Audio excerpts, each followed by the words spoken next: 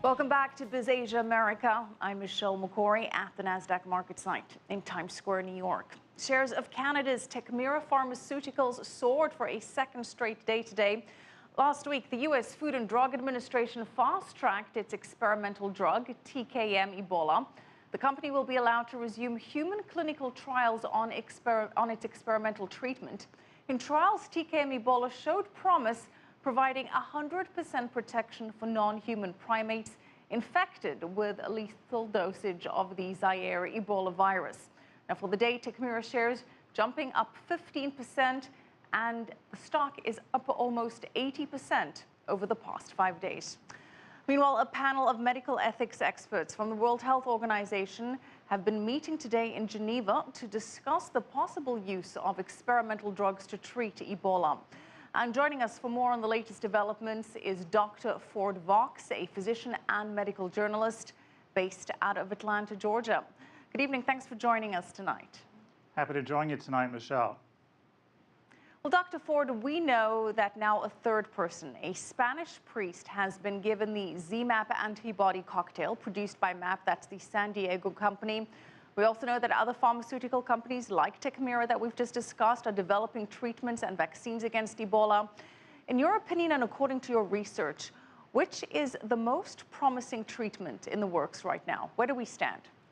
Well, the only treatment we have any knowledge of currently of any potential success in humans, at least for publicly available information, is the ZMapp product produced by ZMapp Biopharmaceuticals in San Diego. That, of course, is the drug that has been given to the 2 Americans infected with Ebola that are both being treated here in Atlanta, both of which are surviving to date. One had 2 doses, the female, Mrs. Wright-Bowl. One had a single dose, the male, the physician. And of course, now the Spanish priest missionary has been given this drug as well. The other drug, the TKM drug, has to date been studied in a small population for safety, but that data has not yet been available or made available to us. Well, how much would you reckon is the cost of a single dose of one of these ZMapp serums that have been produced? What is the cost behind this? Both of these drugs, produced both by small pharmaceutical companies, would be expected to be fairly expensive. The ZMapp drug in particular, which is a monoclonal antibody, is a very laborious process. This drug is actually being produced with the aid of tobacco plants at a facility housed by R.J. Reynolds. And this drug is something that there's only 8 doses of at this point. And of course, we know 3 of those doses have been used. It would expect it to be several $1,000s per dose at a minimum, something probably far out of the reach of the average West African that may be affected by any Ebola outbreak, which is part of the challenge. Well, I want to ask you how much of a factor cost and financing is, given that the first Ebola outbreak was back in the 1970s, and how come no drug or treatment or vaccine has been worked on until now? Why has it taken so long for manufacturers to develop a drug? Is it because it just wasn't financially viable?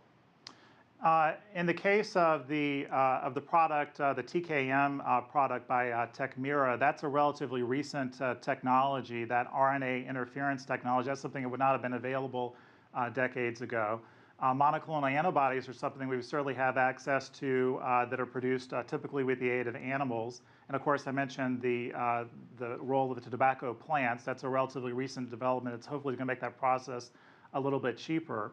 Our capacity to make vaccines, such as there are 2 big pharmaceutical companies involved in this process now at this point, both Johnson & Johnson and GlaxoSmithKline. That's something we could have gotten involved in many decades ago and really should have.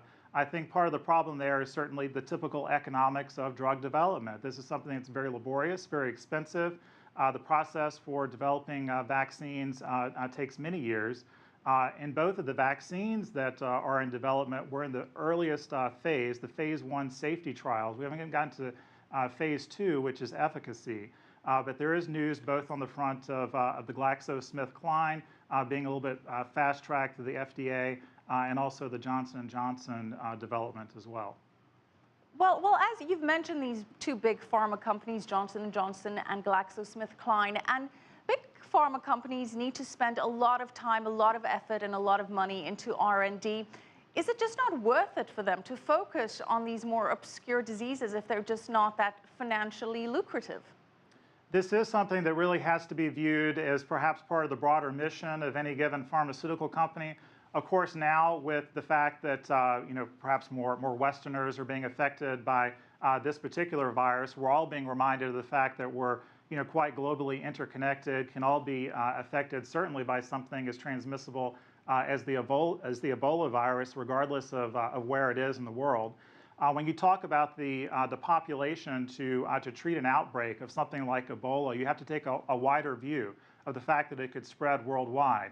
True, the initial people involved in an outbreak in West Africa may not have the money, perhaps, to buy the vaccine themselves. That's something that clearly more advanced countries with developed economies have a very strong interest in doing.